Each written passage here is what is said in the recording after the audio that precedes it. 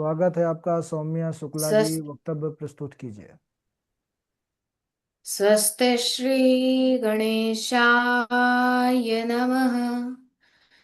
श्री सरस्वत्यै नमः। श्री वेदपुरुषाय नमः। अस्मत् श्री गुरुचरणकमलेभ्यो नमः। श्रीमते रामानुजाय नमः। श्री राधा कृष्णाभ्यां नमः।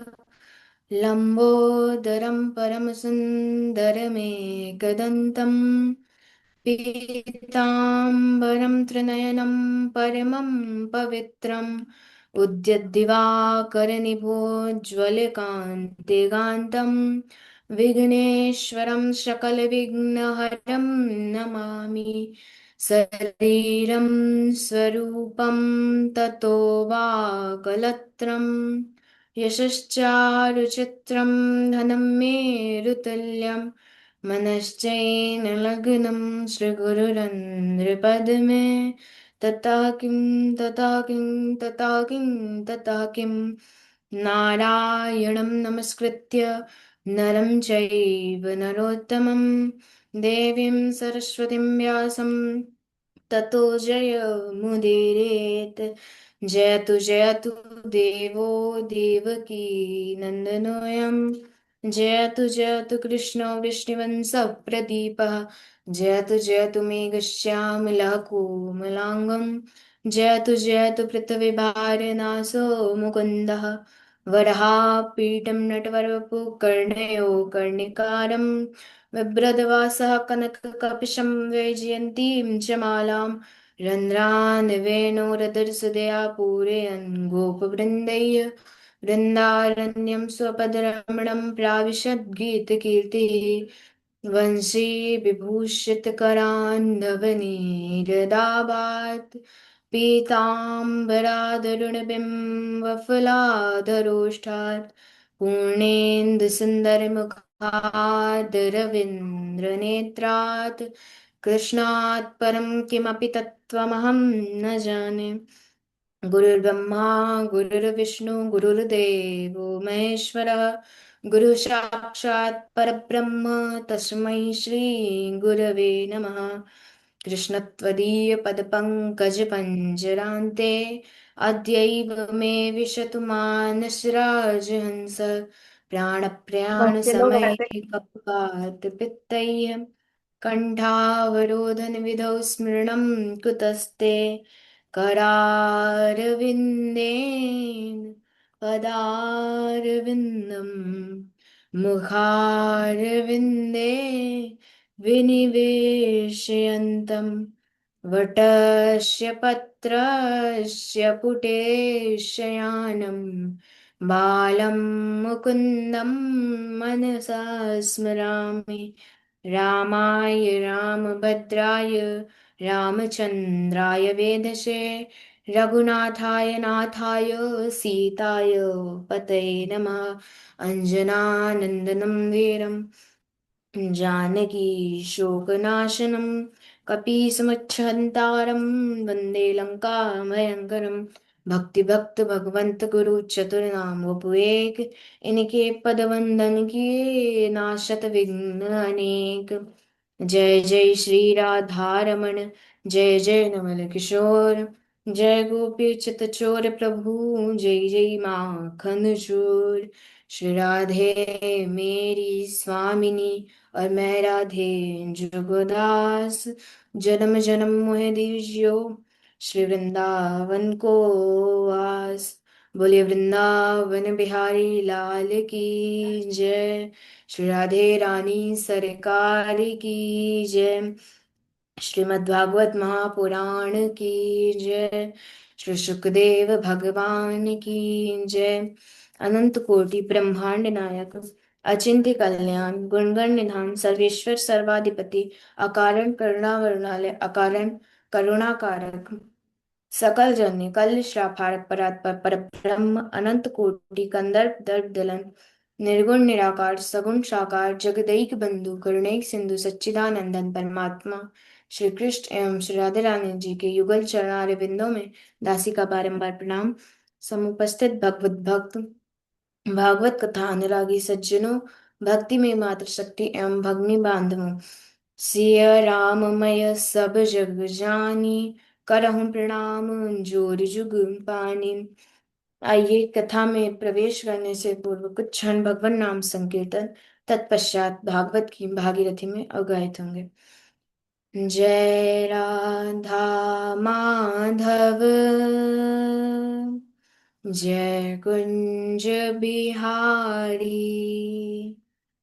जय राधा माधव, जय कुंज बिहारी, जय गोपी जन वल्लभ, जय गोपी जन वल्लभ, जय गिरिवरधारी,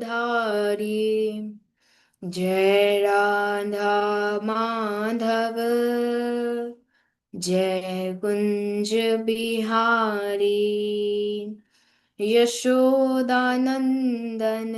ब्रज जन रंजन, यशोदानंदन ब्रज जन रंजन, यमुना तीर बनचारी, जय कुंज बिहारी, जय राधा माधव, जय कुंज बिहारी। बोलिए राधा माधव सरकार की जय। तो पिछले वक्तव्य में हमने महात्म्य अंतर्गत कथाओं का श्रवण किया था। तो श्री शुद्ध जी कहते हैं कि एक बार जब विशालापुरी यानी बद्रिकाश्रम में सत्संग की इच्छा से सनकादि आदि चारों ऋषि आए, तो वहां पर उन्होंने नारद जी को आते हुए देखा।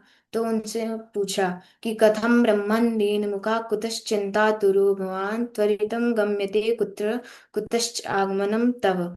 यानी सनकादि प्रश्न करते हैं कि देवर्षि आप इस प्रकार चिंतातुर क्यों दिख रहे हैं। ऐसी कौन सी चिंता है जो आपकी बलि देने पर तुल्य है, और आप का आगमन कहाँ से हो रहा है, और आप जा कहाँ रहे हो। तो देवर्षि नारद कहते हैं कि अहम तो पृथ्वी यातो ज्ञात्वा सर्वोत्तमामिति। मुनीश्वरों, अहम यानी मैं पृथ्वी को ज्ञात्वा सर्वोत्तमामिति, मतलब मैं पृथ्वी को सर्वोत्तम मानकर यहाँ आया था, परंतु पुष्कर, प्रयाग, काशी, गोदावरी, हरिद्वार, कुरुक्षेत्र, श्रीरंग और रामेश्वरम आदि सभी तीर्थों में भ्रमण करता रहा, परंतु मेरे मन को कहीं भी संतोष प्रदान नहीं हुआ। प्रदान करने वाली शांति मुझे कहीं नहीं मिली। अधर्म के मित्र कलयुग ने समस्त पृथ्वी को पीड़ित कर रखा है। सत्य, तपस्या, पवित्रता, दया, दान आदि कहीं भी दिखाई नहीं देता। सभी प्राणी अपना पेट भरने में लगे हुए हैं। पाखंडा, निरता, संतो, विरक्ता, सपरिग्रह, यानी संत पाखंडी हो गए हैं, विरक्त सग्रही हो गए हैं, और घर में स्त्रियों की प्रभुता चल रही है। साले को सलाहकार बना दिया गया है, और पति पत्नी में हमेशा झगड़ा मचा रहता है। इस प्रकार से जब मैं कलयुग के दोषों को देखता हुआ यमुना के तट श्री धाम वृंदावन में पहुंचा, यहाँ जहाँ पर यत्र लीला हरेन भूत, जहाँ पर भगवान श्री कृष्ण ने अपनी लीला को सानंद संपन्न करके अपने परम धाम को चले गए, क्योंकि वृंदावन कोई ऐसी वैसी भूमि नहीं है। फिर जब इस समग्र संसार का लोप हो जाएगा, परंतु तो फिर भी वृंदावन का लोप होने वाला नहीं है। बोले वृंदावन बिहारी लाल की जय, श्री वृंदावन धाम की जय। अब नारद जी बता रहे हैं कि जब मैं वृंदावन पहुंचा तो वहां पर एक आश्चर्य देखा कि दो वृद्ध पुरुष अचेत अवस्था में पड़े थे, और उनके पास ही एकदम एक नवीन नव युवती खड़ी देखी, जो उन्हें जगाने का प्रयास कर रही थी, परंतु वह जाग नहीं रहे थे। और उनके भी चारों तरफ कई स्त्रियां स्त्रियां उन्हें पंखा कर रही थी। इस आश्चर्य को जब मैंने दूर से देखा तो देख रहा था, और मैं उनके पास चला गया, और मुझे देखते ही वह युवती खड़ी हो गई और कहने लगी, भो भो साधो क्षणम तिष्ठ मत चिंतामपि नाशय। यानी हे महात्मन, कुछ देर रुकिए, ठहर जाइए, का ना मेरी चिंता का नाश कीजिए। अब नारद जी ने उनसे उनका परिचय पूछा कि हे देवी, आप है कौन, और यह दोनों वृद्ध पुरुष कौन है, और आपके चारों तरफ यह स्त्रियां कौन है। अभी तक हम आप भी नहीं जानते थे कि वह स्त्री कौन थी। तो उस युवती ने कहा कि अहम भक्ति रति ख्याता इमौ में तनयौ मतौ। यानी मैं अहम भक्ति ख्याता इमौ में तनयौ मतो। यानी देवर्षि नारद, मैं भक्ति हूँ, और यह दोनों ज्ञान और वैराग्य नाम के मेरे दो पुत्र हैं। काल के प्रभाव से यह वृद्ध हो गए हैं, और यह सब स्त्रियां गंगा यमुना आदि सभी मेरी सेवा के लिए यहाँ पर आई हैं। तो भक्ति महारानी कह रही हैं कि उत्पन्ना द्रविड़े साहम वृद्धिं कर्णाटके गता, क्वचित क्वचिन महाराष्ट्रे गुजरे जीर्णताम गता। यानी मैं दक्षिण भारत में उत्पन्न हुई, तथा कर्नाटक में मेरी वृद्धि हुई। अम, कहीं कहीं महाराष्ट्र में मैं खूब सम्मानित हुई, और गुजरात में जाकर मैं जीर्णता को प्राप्त हो गई। वहां पर घोर कलिकाल के कारण पाखंडियों ने मुझे भंग कर दिया। तो वृंदावनम पुनः प्राप्य नवीनेन स्वरूपिणी। और वृंदावन में को प्राप्त करके मैं पुनः नवीन युवती हो गई, परंतु मेरे पुत्र अभी भी वैसे ही थके मंदे पड़े हुए हैं। इसलिए अब मैं इस स्थान को छोड़कर अन्यत्र जाना चाहती हूँ। देवर्षि नारद ने कहा कि देवी, यह दारुण कलयुग है, जिसके कारण सदाचार, योग मार्ग और तपस्या लुप्त हो गई है, और इस समय संत सत्पुरुष दुखी हैं और दुष्ट प्रसन्न हैं। इस समय जिसका धैर्य बना रहे वही ज्ञानी है। वृंदावनस्य संयोगात पुनस्तम तरणी नवा, धन्यम वृंदावनम तेन भक्तिर नित्यति यत्र च। इस वृंदावन को प्राप्त करके आज पुनः आप नव युवती हो गई हैं। यह वृंदावन धाम धन्य है, जहाँ भक्ति महारानी नृत्य करती हैं। भक्ति देवी कहती हैं कि देवर्षि, यदि यह कलयुग भगवान श्रीहरि की भी कलयुग ही अपवित्र है, तो राजा परीक्षित ने इसे क्यों स्थापित किया। इसे और करुणा पारायण भगवान श्रीहरि भी इस अधर्म को होते हुए कैसे देख रहे हैं। तो देवर्षि नारद ने कहा कि देवी, जिस दिन भगवान श्री कृष्ण इस लोक को छोड़कर अपने धाम गए, उसी समय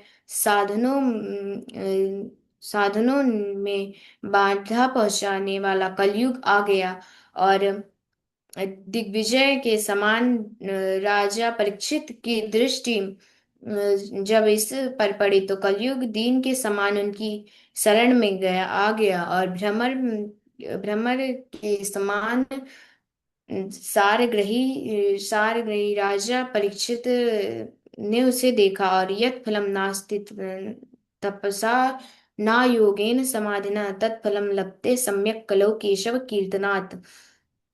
यानी जो फल अन्य युगों में तपस्या योग समाधि के द्वारा नहीं प्राप्त होता था, वह फल कलयुग में एकमात्र भगवान श्री हरि के कीर्तन श्रवण मात्र से प्राप्त हो जाता है। इस इस एक गुण के कारण आज राजा परीक्षित ने कलयुग को स्थापित किया है। देवी इस कलिकाल के कारण पृथ्वी के संपूर्ण पदार्थ बीज हीन भूसी के समान व्यर्थ हो गए हैं, और के लोभ के कारण धन लोभ के कारण कथा का सार चला गया है। अहम अयं युग धर्मो ही वर्तते कस्य दूषणम् वर्तते कस्य दूषणम्। यह युग धर्म ही है, इसमें किसी का कोई दोष नहीं है। देवर्षि नारद की इनके इन वचनों को सुनकर भक्ति महारानी को बहुत आश्चर्य हुआ, और उन्होंने कहा कि देवर्षि नारद, आप धन्य हैं, तथा मेरे भाग्य से ही आपका यहाँ पर आना हुआ है। और साधुओं का दर्शन तो इस लोक में समस्त सिद्धियों का से कायाध्वस्ते वचन रचनमेकं केवलं चाकलय्य ध्रुपदमपि यातो यत्कृपातो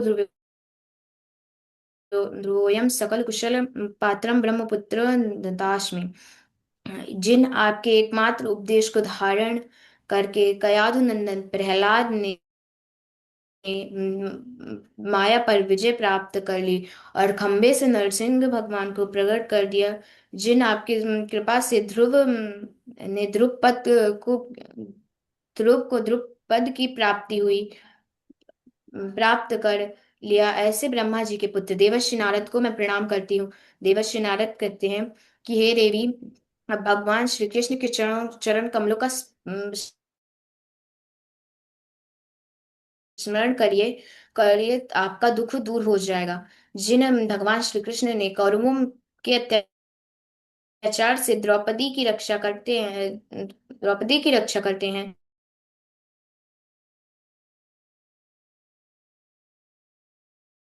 पर वह नीचे के घर भी चले जाते हैं।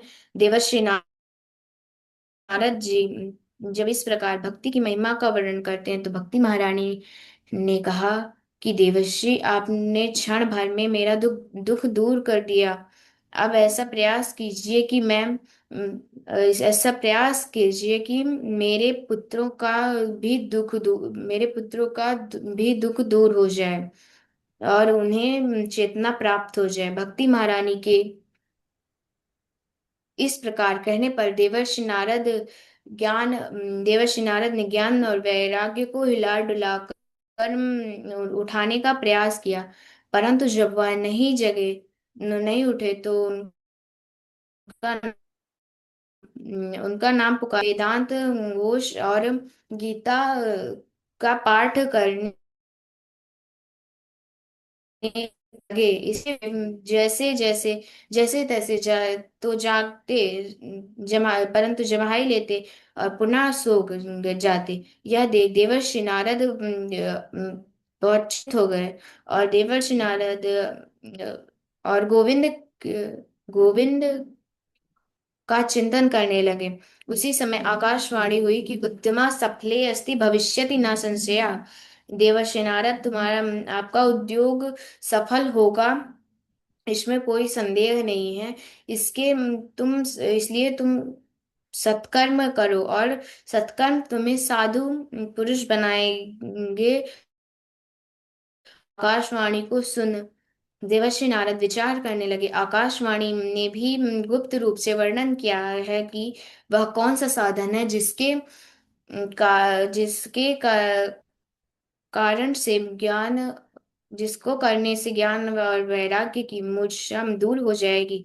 देवर्षि नारद ने ज्ञान और वैराग्य को वहीं छोड़ तीर्थों में जाकर संत महात्माओं का उसे पता करने के लिए चल पड़े। संत महात्माओं ने नारद जी को आते हुए देखा तो अपनी अवज्ञा के डर से मौन धारण कर लिया। और संत और कई संतों ने तो आश्रम छोड़कर भाग गए। और जब कोई किसी एक निर्णय पर नहीं पहुंचा तो देवर्षि नारद ने तपस्या का विचार किया, क्योंकि तपबल रचे प्रपंच विधाता, तपबल विश्व सकल जग त्राता, तपबल रुद्र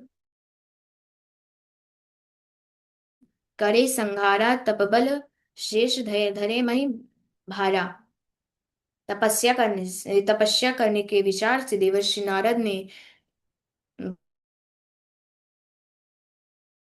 आश्रम आए, और वहां उन्होंने सनकादि मुनीश्वरों को देखा तो उनके चरणों में प्रणाम किया और उनसे कहा कि मुनीश्वर, आप दिखाई तो 5 वर्ष के बालक जैसे हैं, परंतु आप पूर्वजों के भी पूर्वज हैं। तो जो निरंतर आप जो निरंतर हरिशरणम इसका जाप करते रहते हैं, जिससे वृद्धावस्था आपको बाधित नहीं करती। जिन आपके भ्रूभंग मात्र से ही भगवान श्रीहरि के द्वारपाल जय और विजय बैकुंठ से पृथ्वी पर गिर पड़े, जिन आपकी कृपा से उन्होंने पुनः बैकुंठ को प्राप्त कर लिया। मुनीश्वर, जो आकाशवाणी ने जिस साधन के लिए विषय में कहा है, वह कौन सा साधन है, बताइए। कादिम मुनीश्वरों ने कहा, देवर्षि नारद प्रसन्न हो जाओ, क्योंकि वह साधन बहुत सरल है और पहले ही विद्यमान है। श्रीमद् भागवतम लापसातु गीत सुखदिभि शुकादिभि, यानी वह वह साधन श्रीमद् भागवत कथा है। अब इसके आगे की कथा को हम अगले वक्तव्य में श्रवण करेंगे कि कैसे सनकादिक ऋषि नारद जी को कथा का श्रवण कराते हैं। बोले श्री धेरानी सरकार की जय, श्रीमद् भागवत महापुराण की जय। राधे राधे गुरु जी। बहुत सुंदर कथा हुई, बहुत सुंदर। इसी प्रकार कथा को तैयार करके सुनाती रहो। राधा माधव की कृपा बनी रहेगी तुम्हारे ऊपर हमेशा। जय श्री राधे। बहुत अच्छा सौम्या जी, प्रभु कृपा बनी रहे। बहुत बढ़िया, बहुत अच्छा।